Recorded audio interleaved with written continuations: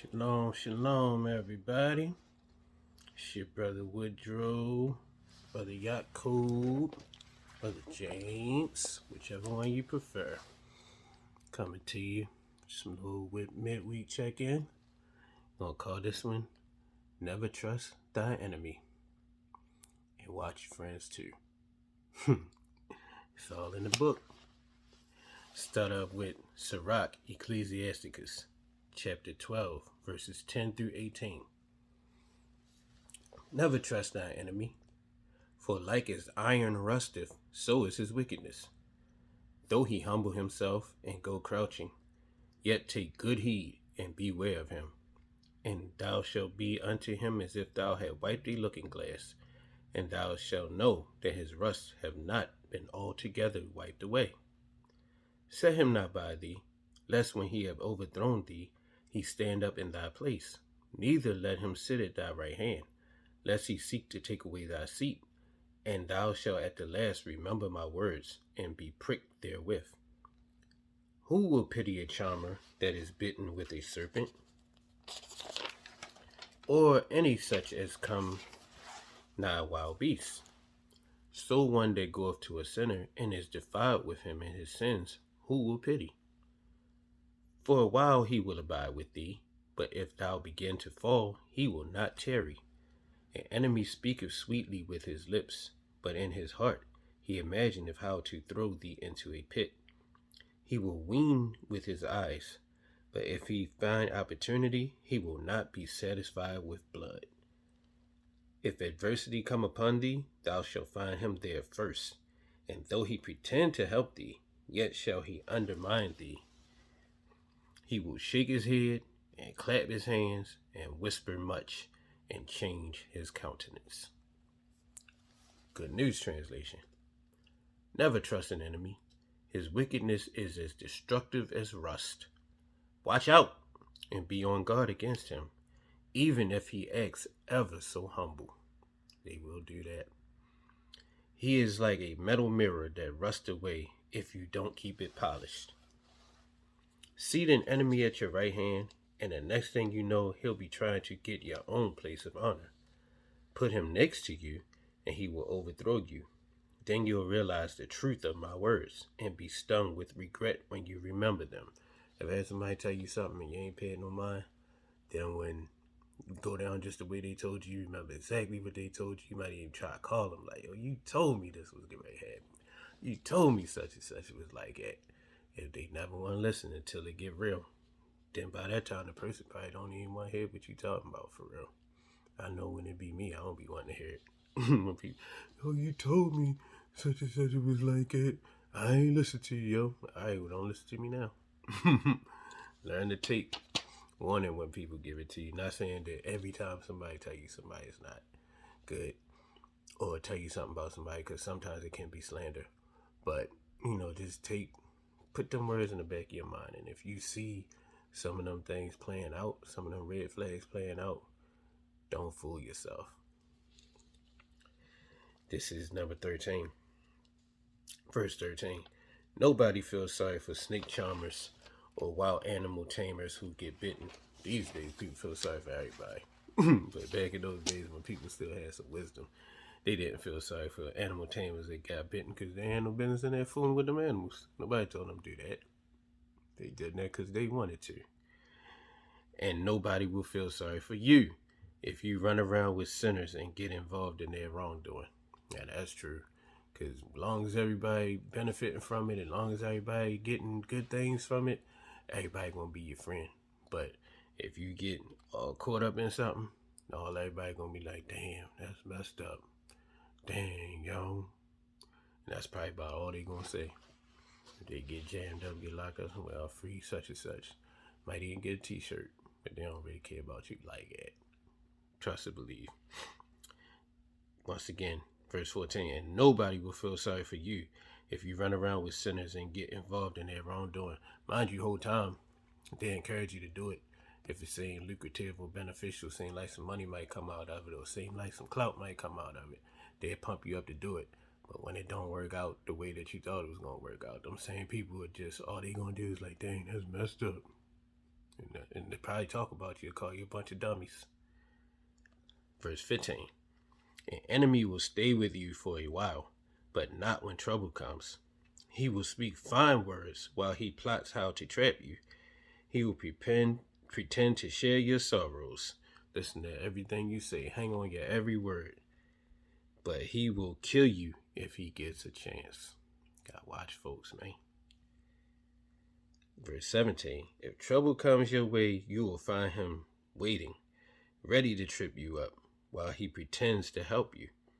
He will be a different person then, rubbing his hands, nodding his head, and spreading rumors about you. Oh, man. This is Proverbs 26, verses 24 and 25. He that hateth dissembleth with his lips, and layeth up deceit within him. When he speaketh fair, believe him not, for there are 7 abominations in his heart. New Living Translation. People may cover their hatred with pleasant words, but they are deceiving you. They pretend to be kind, but don't believe them. Their hearts are full of many evils. That's why I want to say 7. 7 is the number of completion. So when it says 7 abominations, 7 evil and wicked things, it's just many, just like countless amount, for real. So watch them. This is Sirach Ecclesiasticus, chapter 37, verse 1. Every friend saith, I am his friend also. But there's a friend which is only a friend in name. That's the only thing about them that's a friend. It's just what they call themselves. Good News Translation.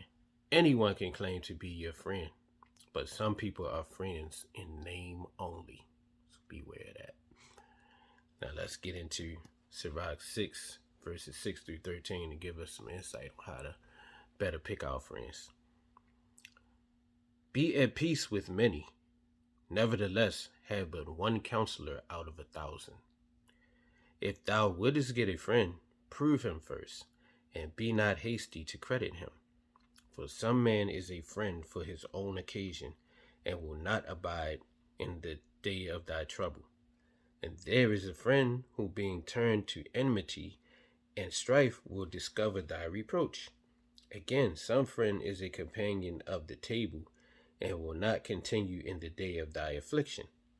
But in thy prosperity, he will be as thyself, and will be bold with thy servants. If thou be brought low, he will be against thee, and he will hide himself from thy face. That's the key right here. Separate thyself from thine enemies, and take heed of thy friends. Good News Translation. Friendship. If you are polite and courteous, you will enjoy the friendship of many people. Started with verse 5. Let's read that again. If you are polite and courteous, you will enjoy the friendship of many people. Exchange greetings with many, but take advice from only one person out of 1,000. That's clear key right there. Exchange greetings with many. Like, be cool. Everybody can be associate. Not everybody, but you can have many associates, but have only one person out of 1,000 that you actually take their counsel and take what they say to heart and consider them as your real friend. Verse 7. When you make a friend, don't be too quick to trust them. Make sure they have proven themselves. Just don't call everybody your friend. Everybody's not your friend. Everybody not your bro. Everybody not your sis. Tough times to reveal who those people are, you know. Just don't be so hasty to credit people, just like it says. Some people will be your friend only when it is convenient for them. That's the good and honest truth. Probably say that's the God in heaven's truth, son. Let's read that again. Some people will be your friend only when it is convenient for them, but they won't stand by you in trouble. Others will sit at your table long as things are going well. They will stick to you like your shadow. You can't get rid of them. They call you every day, ask you, do you want to hang out? Ask you what you trying to get into. They will stick to you like your shadow and give orders to your servants. You got people working for you. They try to boss them around and tell them what to do. I had that when I used to be on the road. You know, like they used to try to tell my hype man what to do. He wasn't going for it though. I used to tell my security, try to tell my security, but he wasn't going for it neither. But they would try it and try to get extra close with everybody you close with, get in close with your family, and get in close with your lady friends, all that stuff, man. It says, but they will not stand by you in trouble. Everything don't be everything. You don't hear nothing from them. It's like they just disappear off the face of the earth. Verse 12. If your situation takes a turn for the worse, they will turn against you, and you won't be able to find them anywhere. Just like I said, just like they disappear off the face of the earth. Or they go hit you onto the next best thing. They might hit you onto your enemy train if it's rolling. If your enemy train is getting it right at that time, you might see them with them next. You know, verse 13. But even if the enemy is smart, they'll watch them too, because they already know they disloyal. They probably just using them for their own benefit. Verse 13. Stay away from your enemies and be on guard against your friends. Watch everybody for real. It's a word to the wise from the experienced. I won't even call myself wise. I aspire to be wise, but I am experienced. Seen and witnessed a couple things in these 45 years.